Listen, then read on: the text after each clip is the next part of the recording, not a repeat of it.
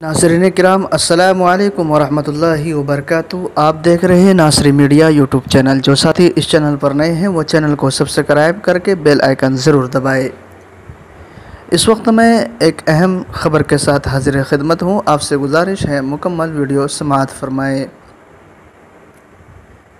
नई नस्ल की तालीम व तरबियत जहाँ वालिदैन और सरपरस्तों की ज़िम्मेदारी है, उससे ज़्यादा दस्तूरी तौर पर मरकज़ी व रियासती हुकूमतों और सरकारी तालीमी इदारों की है, और इसीलिए साबिक़ा तालीमी पॉलिसी में हक़ तालीम को लाज़मी करार दिया गया।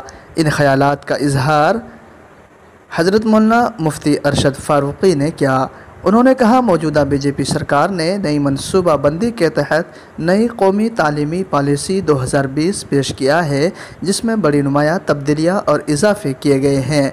जिन माहिरीन ने इसका मुताला किया है, उन्होंने बड़ी तशवीश का इजहार किया है। मुफ्ती मोहम्मद अरशद फ़ारूक़ी ने कहा, इस सिलसिले में ITOS दिल्ली ने आज एक वेबिनार में मुज़ाकरा किया और कौमी तालीमी पॉलिसी के मुख्तलिफ़ पहलुओं पर गौर किया, जिससे यह बात वाज़ेह हो जाती है कि ये पॉलिसी तिश्ना है और हिंदुस्तानी आबादी की मुख्तलिफ़ इकाइयों की तवक्कुआत पर पूरी नहीं उतरती। इसलिए माहिरीन तालीम, तालीमी इदारों, दारुल उलूम देवबंद, मज़ाहिरुल उलूम सहारनपुर, नदवतुल उलमा लखनऊ और बड़े मदारिस व यूनिवर्सिटियाँ इस पॉलिसी पर इनफरादी व इज्तिमाई तौर पर गौर करें और मुश्तरका तौर पर हुकूमत से मुज़ाकरात करें।